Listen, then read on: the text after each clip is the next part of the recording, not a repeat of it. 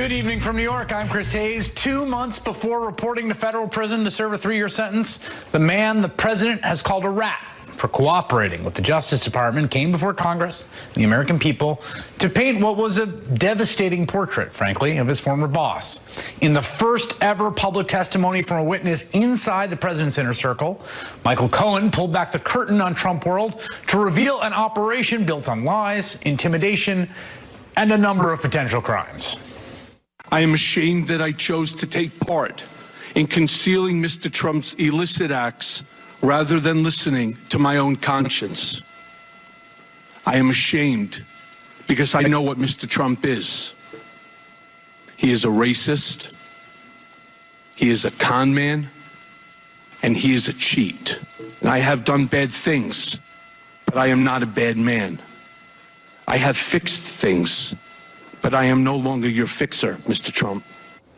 It was the most damning testimony against a sitting president since, well, probably John Dean incriminated Richard Nixon. And this despite Cohen's very real credibility issues. Among other charges, he pleaded guilty to lying under oath in previous congressional testimony. Cohen acknowledged his own limitations and tried to corroborate his claims about the president. To attack me every single time about taxes, I have no credibility. It's for exactly that reason that I spent the last week searching boxes in order to find the information that I did, so that you don't have to take my word for it. I don't want you to. I want you to look at the documents, and I want you to make your own decision. Among the documents Cohen submitted into evidence was this, a check for $35,000 apparently signed by the president himself, dated August 1st, 2017, while the president was in office, while he was president of these United States. Cohen says it was part of his reimbursement for the hush money paid to Stormy Daniels before the election. Now, let's be clear. That hush money payment was part of a criminal scheme to which Cohen has already pleaded guilty in federal court. A scheme that may well have helped Donald Trump get elected by suppressing information. And the check from the president puts the president, sitting as the president while in the White House, at the center of that continued scheme while serving as a chief executive of the U.S. government. Cohen also alleged that Donald Trump Jr. and Trump Organization CFO Alan Weisselberg were involved. Besides implicating the president in a conspiracy to violate election law, Cohen accused the president of a number of other crimes, including self-dealing in his charitable foundation, bank fraud, insurance fraud, and tax evasion, fudging his ethics filings under penalty of perjury. Cohen accused the president and his lawyers of suborning perjury by effectively urging him to lie to Congress and downplay his work on a project in Moscow throughout the campaign. Cohen also claimed the president had advanced knowledge from Roger Stone of WikiLeaks' first release in the summer of 2016. Mr. Stone told Mr. Trump that he had just gotten off the phone with Julian Assange, and that Mr. Assange told Mr. Stone that within a couple of days, there would be a massive dump of emails that would damage Hillary Clinton's campaign. How can we corroborate what you are saying? I don't know, but I suspect that the special counsel's office and other government agencies have the information that you're seeking. Cohen alleged a vast range of criminal conduct by the president, and that's just the stuff he's allowed to talk about. For all we know, there may be other incidents we haven't heard about yet that are already under investigation by federal prosecutors. When was the last communication with President Trump or someone acting on his behalf? I don't have the specific date, but it was a while ago. And what did he or his agent communicate to you? Unfortunately, this topic is actually something that's being investigated right now by the Southern District of New York, and I've been asked by them not to discuss and not to talk about these issues. Joining me now, 2 Democratic members of the House Oversight Committee who questioned Michael Cohen at today's hearing, Congressman Jamie Raskin of Maryland and Congresswoman Debbie Wasserman Schultz of Florida. Congressman, I'll begin with you. A lot of testimony. We learned a lot of things. Some things we knew and were confirmed. Some were completely new pieces of information. What was your takeaway from today, Congresswoman? Well, my takeaway from today, Chris, was that we've got a few more hearings that we have to convene with, particularly for starters, with President Trump's daughter and son-in-law, because Mr. Cohen's response to my question today about whether or not they could have been compromised prior to the election due to their involvement and lying about the Trump Tower deal certainly created more questions than answers. And we've got two of those three people who are literally working in the White House every single day. And it's essential that we get to the bottom of the deception and the corruption that appears to have taken place. So just make sure I'm tracking this. You're saying Don Jr., Ivanka, and Jared, you would like to see them before that committee? I would. Congressman Raskin, your takeaway from today?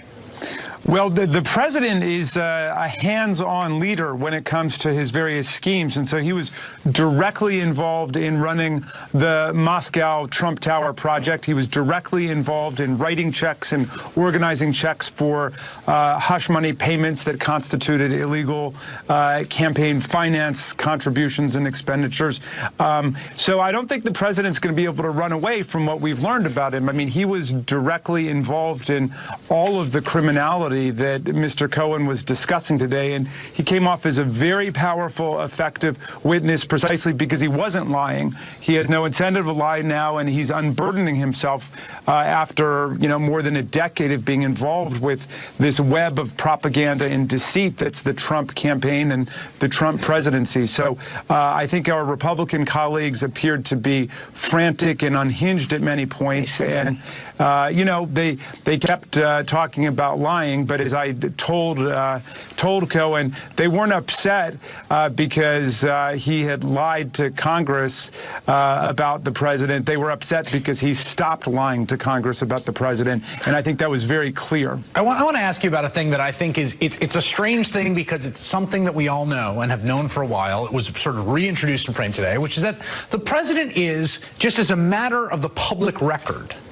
implicated in a criminal conspiracy to violate campaign finance law that has already resulted in a felony plea that has been sworn onto by the Southern District of New York and the judge in that case, all of whom agree that there was that there was a criminal violation of campaign finance law. And today, Michael Cohen comes out and shows a check the president wrote in August of his first year of office. Did that surprise you, Congresswoman? It did surprise me to see the sort of stone-cold evidence that President Trump did exactly the opposite of what he said, which he lied initially and said that he had not made any payments, knew nothing about the payments as a result of that interaction. And what was even more surprising, Chris, was that those payments and those discussions happened in the Oval Office. I mean, that was stunning.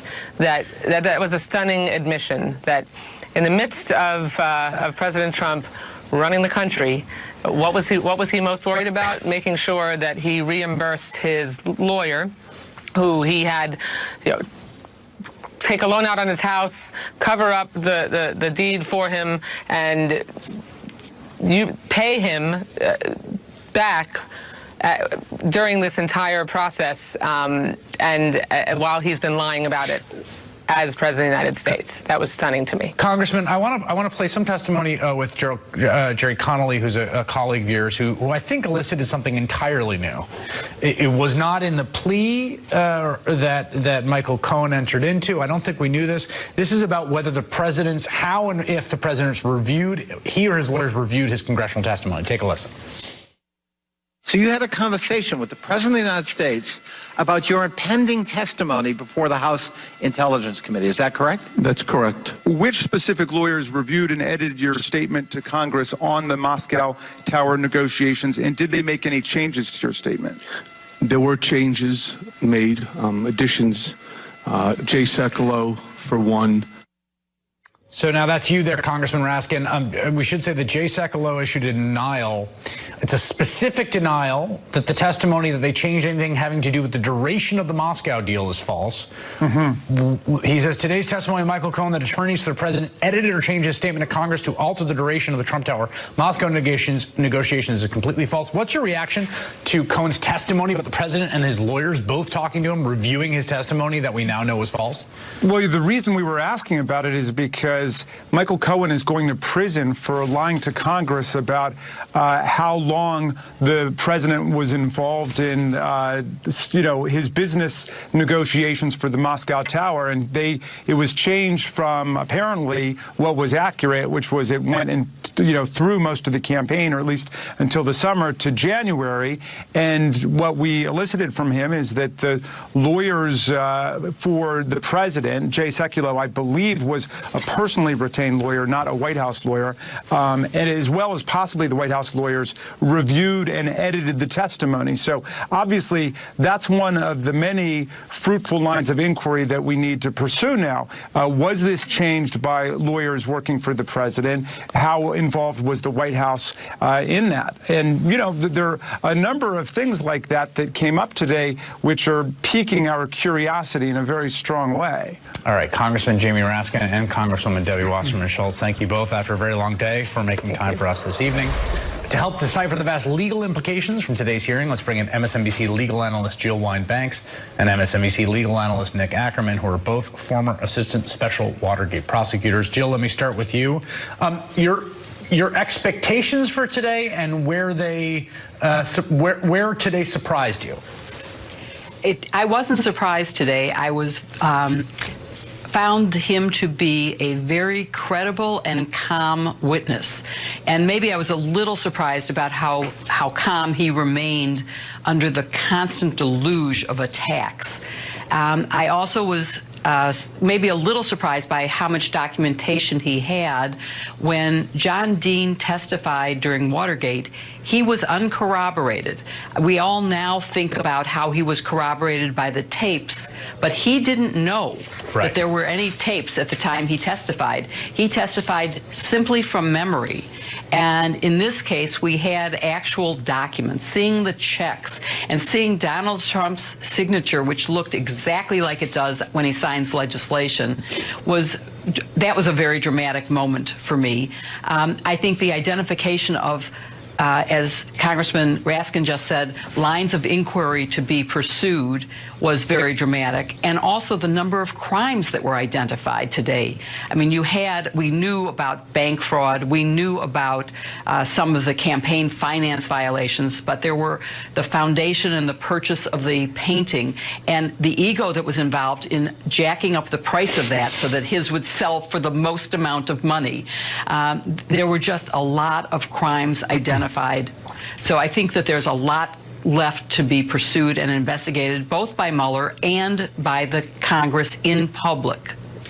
Yeah, I think the big issue here is his credibility, and I think he was extremely credible. I was personally surprised by how credible and calm he seemed, honestly. Absolutely. But if you look at what is the test of credibility, it's cross-examination. What did the Republicans do? They didn't ask him about the incidents involving Donald Trump. They asked him about, well, who paid for your lawyer? I mean, they never even touched one of the items that he brought up. I mean, what they did is they called him a friend of the Democrats on the committee. He wasn't testifying because he was a friend of the Democrats. He was testifying because he had been a friend and a confidant of Donald Trump for over 10 years. Well, that's part of the weirdness of the whole setup, is that the more they berate the man's character, the worse it looks for the man that he worked for 10 years. Yeah, absolutely. I mean, it's sort of a Chinese finger cuffs kind of situation. Of course, they ask you to believe that he lied. He told the truth when he said he lied to Congress. But then they turn around and say, well, don't believe him when he said that his boss, Donald Trump, lied on a whole bunch of different occasions. What do you think? We're going to talk about more of this, and then I'm going to come to you, Jill. But what do you think about what from the special counsel's perspective we heard today and didn't hear? I think it's what we didn't hear that's most important. I think what's really significant is that he kept away from a good part of the Russian investigation. We just got little snippets from the beginning relating to Trump Tower, relating to Roger Stone, and conversations with Julian Assange, which obviously are significant. But he didn't get into this whole area of whether he was really involved at the end, after Paul Manafort left, in trying to cover up the role of the Russian involvement in the entire campaign. Right. So that's a part we don't know. And the fact that that is still an open issue says to me, we're not going to be getting a report from Bob Mueller anytime soon. That's an interesting point. There's also the fact, Jill, that when that Congressman Krishnamurti asked are there other crimes that you know about that we haven't heard? He said, yep, sure are, but I can't tell you. Yes, that was one of the dramatic moments and will show us that there is much more to come.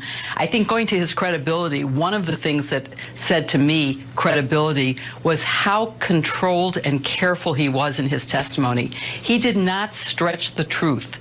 When he thought that there was something exonerating, he said it. He said, I don't think that he would ever hit Melania. He was very careful. He didn't say, yes, he knew that those emails were from the Russians. He said he knew that they existed because I heard this conversation. Right. But he was very careful in saying exactly and only what he heard. So that's a sign of a very credible, well-prepared witness. And that was impressive to me and made me think that people will believe him.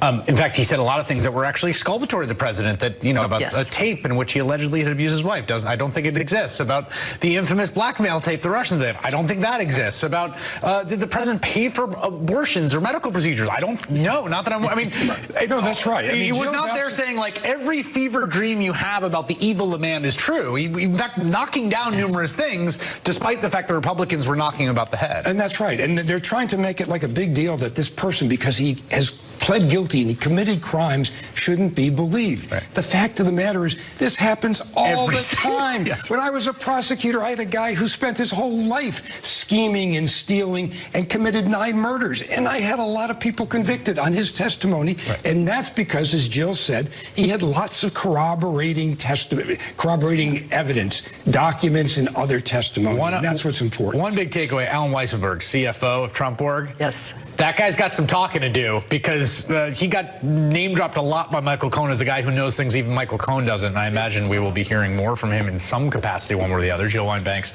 and Nick Ackerman, thank you both.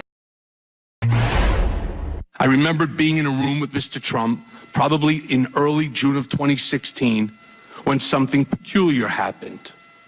Don Trump Jr. came into the room and walked behind his father's desk, which in and of itself was unusual. People didn't just walk behind Mr. Trump's desk to talk to him. And I recall Don Jr. leaning over to his father and speaking in a low voice, which I could clearly hear, and saying, the meeting is all set. And I remember Mr. Trump saying, okay, good, let me know. So I concluded that Don Jr. was referring to that June 2016 Trump Tower meeting about dirt on Hillary with the Russian representatives when he walked behind his dad's desk that day. Michael Cohen, under oath, said today that he thinks Donald Trump knew ahead of time about the 2016 Trump Tower meeting, when his campaign expected a Russian government representative to share dirt on Hillary Clinton as part of the Kremlin's efforts to get Trump elected. That's not the only time today that Cohen linked the president to Russian election interference.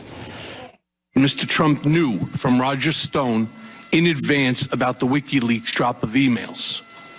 In July of 2016, days before the Democratic convention, I was in Mr. Trump's office when his secretary announced that Roger Stone was on the phone. Mr. Trump put Mr. Stone on the speakerphone. Mr. Stone told Mr. Trump that he had just gotten off the phone with Julian Assange, and that Mr. Assange told Mr. Stone that within a couple of days, there would be a massive dump of emails that would damage Hillary Clinton's campaign. Mr. Trump responded by stating to the effect, wouldn't that be great? Here to talk about what the president knew and when he knew it, Natasha Bertrand, staff writer for The Atlantic, and David Corn, the Washington bureau chief from Mother Jones, co-author of Russian Roulette, the inside story of Putin's war on America and the election of Donald Trump. Natasha, I'll start with you. I should state that WikiLeaks has denied that. It's interesting. WikiLeaks and Assange both put out statements. WikiLeaks saying they'd never had a phone call. Assange says this. His lawyer, Barry Pollack, says Roger Stone did not have the telephone call Michael Cohen described Stone claiming to have had with Julian Assange, which is more parsed. What's the significance of this from Michael Cohen? Yeah, that's a very carefully worded statement. So first of all, I think you have to think about it in terms of the legal exposure that it could potentially pose to the president in terms of perjury, right? Because he told Mueller, according to CNN, that he had never been told by Roger Stone about the impending WikiLeaks releases. He put that in writing. Right. If Michael Cohen's claims are corroborated here by Mueller, and Mueller, of course, thinks that Cohen is a credible witness, then that could be a big problem for the president. Great point. So, secondly, I think that Mueller's claims in recent court filings really show that this might not have just been Roger Stone bluffing. On July 18th, 19th, that's around the time that Cohen says that he heard the phone call. And that's also the exact day that WikiLeaks messaged Guccifer 2.0, as we know, a Russian intelligence front, and said, thanks, got the DNC emails, ready to publish them within the next week. The same day that Stone reached out to Trump. Another thing is that on July 22nd, the day that the DNC emails were released, Roger Stone is contacted by a senior Trump campaign official who had been directed by yet another unknown senior Trump campaign official to ask Assange when more emails damaging to Clinton's candidacy would be released. So there are a lot of, things that we need to look at in terms of the timeline when judging the veracity of this. David, I kept thinking about how we got this whole weird subplot of like the intermediary between Stone and Assange, right? Like, was it Corsi and Credico? And part of his lying is that he's trying to throw people off the scent from one to the other. But this suggests that they were just talking to each other. I don't know if this is true, but it is a very different picture of the chain of communication than what has been in evidence. It happens before the conversations that we know about between Stone and Corsi. I always thought the big puzzle there is that Stone has publicly said, he told reporters, that Randy Credico, this guy, New York City radio host, was his intermediary with in an attempt to get to WikiLeaks, and he never said anything about Jerome Corsi. That's why he didn't tell Congress. That's why he's been indicted in part. So my question always has been, why is he so careful? Why is he lying, allegedly committing a crime to protect the Corsi channel, but telling everybody about Credico? We still don't know the answer to this. My guess is that Mueller knows, and hopefully one day he will inform the rest of us. But I do think the Trump Tower meeting revelation might even be more important that we heard today. How so? Because that gets to the issue of whether Trump himself knew that the Kremlin was trying to help his campaign, because that's the importance of the meeting, not whether they got dirt or not. They came with an email that said, we're going to give you dirt through a Russian emissary, but this is part of a Kremlin plan to help Trump. Who saw that? Trump Jr., Jared, and Paul Manafort, the campaign manager at the time. They were told that Russia wants to help them. Now, throughout the campaign, they kept saying no Russian intervention, and Trump said the same thing. But if he knew about that meeting, he knew that the Russians were up to something to help him, and then he lied to the public about that through the rest of the campaign. Well, first of all, the Cohen's testimony that, of course, Donald Trump micromanaged all this stuff and would know about it was persuasive and jives with everything we've heard about everything else. But just to take a step back, my takeaway from this is just of course all these people knew what they were doing. The Kremlin knows what Donald Trump's doing when he goes out there and says, please hack Hillary Clinton's emails, and Vladimir Putin's an awesome dude, and at least he's a strong leader for his country, and we can probably drop sanctions, and I don't know, Crimea probably wants to be part of Russia. They know what he's doing, and Donald Trump knows what is happening when all this stuff is popping up from Russians.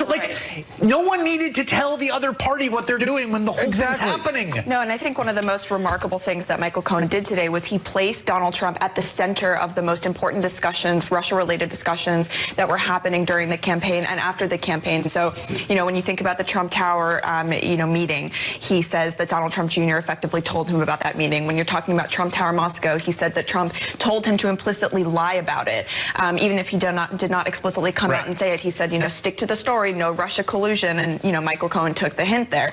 When it comes to WikiLeaks, he was involved in those conversations too. So what Michael Cohen did, which was a real service here, is he put Trump at the center of the conspiracy in a way that we cannot deny any longer that Trump knew about the collusion aspect of this. David. And it's not just collusion. I think we get hung up on this. The fact that Donald Trump, a presidential nominee, spent months denying that Russia was attacking. This was an attack, that Russia was attacking the United States when he knew or at least his people knew about the Trump Tower meeting, and maybe he did too, and even after he was briefed by U.S. intelligence in mid-August that the Russians were behind these attacks, he still went out there and echoed, bolstered, amplified the Russian disinformation that they weren't doing anything. Right. So that's the profound act of betrayal that he's been able to sidestep a bit by saying there was no collusion. He never sat down with Russian hackers and told them where to hit the DNC servers. But it's this other larger betrayal that's out there right in front of us that really is one of the biggest scandals, I think, in American political history. Natasha Bertrand and David Corn, thank you both for taking this time. Next, the embarrassingly desperate lengths Republicans went to today to show they are truly a party of Trump. Those scenes coming up.